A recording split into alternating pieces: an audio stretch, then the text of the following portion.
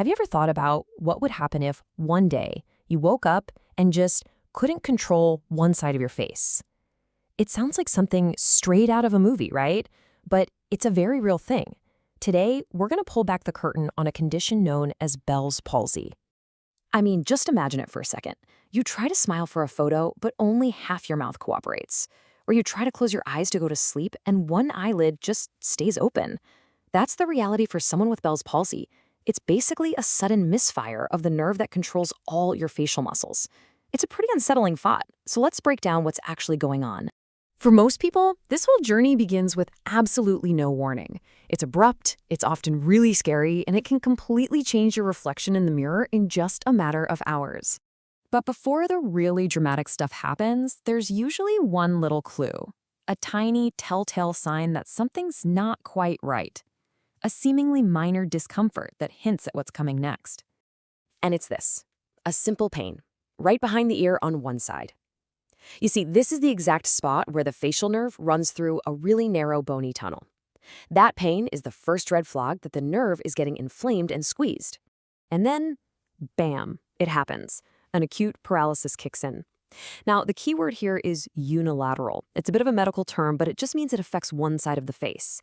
And that leads to a whole host of really challenging and disorienting symptoms.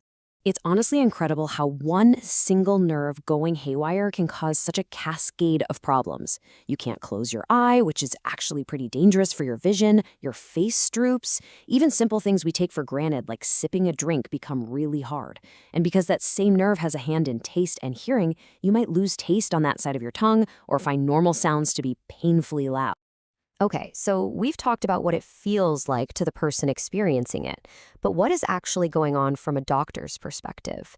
Let's get into the clinical side of things. This is probably the most important point to understand. When someone comes in with facial paralysis, the most common diagnosis by far is Bell's palsy.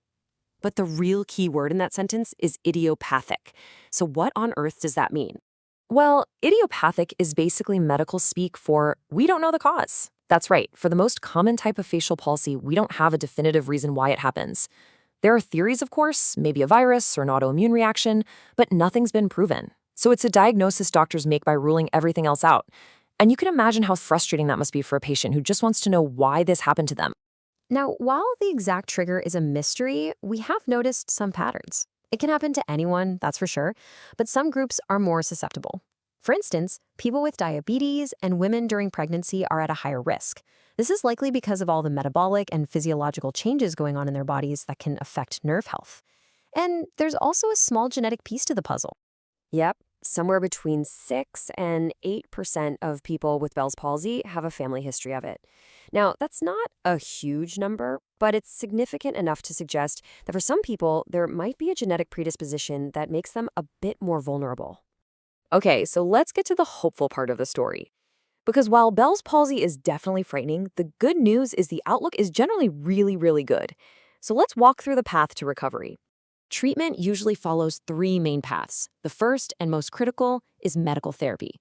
Then there's physical support to help manage the symptoms. And in some pretty rare cases, there's a surgical option. And this is absolutely crucial. Time is of the essence. The go-to treatment is a steroid, like prednisolone.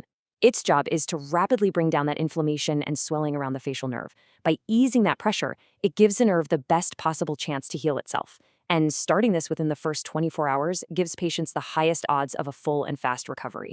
So while the medicine is doing its job, physical treatment is all about damage control and protection. Remember how the eye can't close? That's a big deal. It can get dry and injured, so artificial tears and ointments are a must. Some therapists also use gentle electrical stimulation on the face, not to fix the nerve, but to keep the muscles from weakening while they're waiting for the nerve to wake back up. So what about surgery? You might hear about it, but it is definitely not the first step. It's really a last resort, reserved for the small number of patients who just don't get better with the steroid treatment after a few weeks. The idea is to surgically create more space for the nerve, but it's only considered for those who seem to be on track for a poor recovery. So let's fast forward a bit. What happens after recovery? Well, for most people, everything goes back to normal. But for some, the way the facial nerve heals itself can lead to some truly fascinating and Kind of weird long-term effects.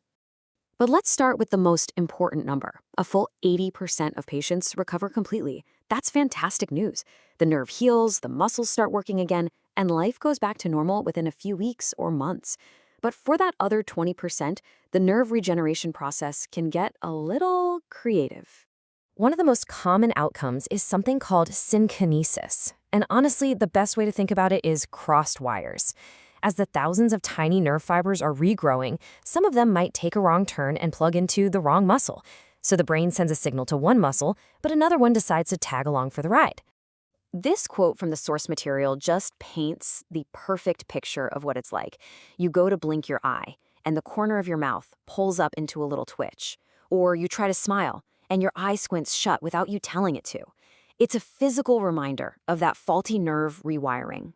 And then there's this one, which is maybe the most bizarrest of all, crocodile tears. This is literally when a person starts crying from one eye while they're eating.